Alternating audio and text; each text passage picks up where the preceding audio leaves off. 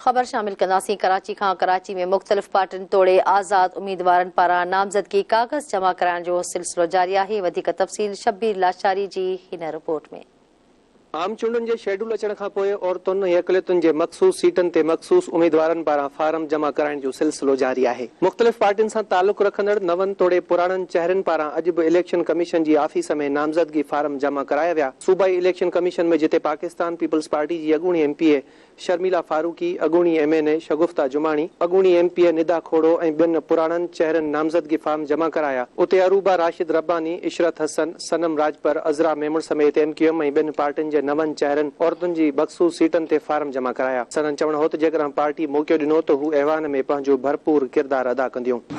आए हैं, form जमा करवा दिया है और फॉर्म सबमिट हो गया है। स्क्रूटनी की डेट मिल गई है, फिर देखते हैं इंशाल्लाह जो अल्लाह चाहे। बिस्मिल्लाहिर्रहमानिर्रहीम।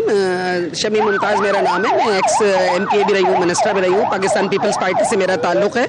वाइस प्रेसिडेंट हूँ मैं सिंध की। बिल्कुल हम पाकिस्तान की आवाम को मुबारकबाद देंगे कि मेरे चेयरमैन ने सबसे ज़्यादा जो है वो इस बात पे किया कि जी इलेक्शन होने चाहिए, क्योंकि ये एक जमहूरी अमल है, इसको आगे बढ़ना चाहिए। मुझो नालो अज़रा मेमुना है, जनरल सेक्रेटरी आहियां पीपल्स पार्टी ज़िला दादोजी। अॼु आऊं उते फॉर्म भराइण आई आहियां पंहिंजो नॉमिनेशन। सो ॾाढी ख़ुशी थी आहे, फर्स्ट टाइम आया आहियूं। असांखे पार्टी मौक़ो ॾिनो आहे, छो जे करे असां पंहिंजी सीनियर्स खां सिखंदासीं। जेके असांजूं पुराणियूं असांजूं पार्टी जूं असांजूं मुंतख़ब थियल आहिनि, असांजूं सीनियर्स आहिनि, ऐं उहे बि असां सां गॾु हूंदियूं।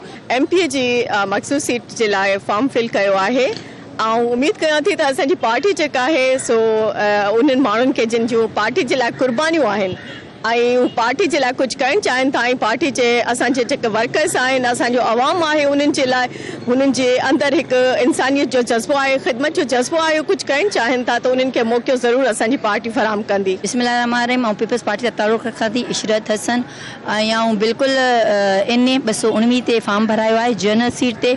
ऐं उन खां अलावा अॼु रिज़र्व सीट ते फॉर्म भराइण आई आहियां पंहिंजी पीपल्स पार्टी जे तरफ़ां खां।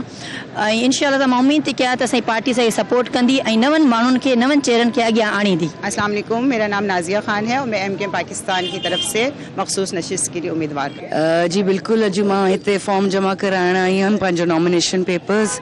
पार्टी पहिरियों बि 2019 में भी महिरबानी कई, इज़्ज़त बख्शी, ऑनरेबल सीट ॾिनी। हिन दफ़ा भी एप्लीकेशन ॾिनी आहे, नॉमिनेशन पेपर्स जमा कया आहिनि। उम्मीद रखां थी त पार्टी महिरबानी कंदी। बाक़ी जेको पार्टी जो फ़ैसिलो हूंदो अखियूं बंद करे लब्बे कंदासीं। पीपल्स पार्टी ने हमेशा वीमेन एम्पावरमेंट की बात की है। अगर मोहतरमा की बात करें तो वो एशिया की जिस तरह फर्स्ट वीमेन प्राइम मिनिस्टर रही हैं, जिस तरह उन्होंने औरतों के लिए काम किया है, तो यकीनन हमारी पार्टी से ज़्यादा वीमेन एम्पावरमेंट में किसी ने काम नहीं किया है। देखें, उम्मीद हमेशा इंसान को अच्छे के लिए रखनी चाहिए और हम अभी भी अपने नज़रिए पे कायम हैं, तो इंशाल्लाह उम्मीद अच्छी है और इस बार हमारी अवाम बहुत वेल अवेयर है। पीपल्स पार्टी सां तालुक़ रखंदड़ Veerji Kohli, doctor Rakesh Motiani, Naveed Anthony, MQM सां तालुक़ रखंदड़ दीवान चंद चावला समेत मुख़्तलिफ़ पार्टियुनि सां वास्तो रखंदड़ उम्मीदवारनि अक़लियती सीटनि ते नामज़दगी फार्म जमा कराया।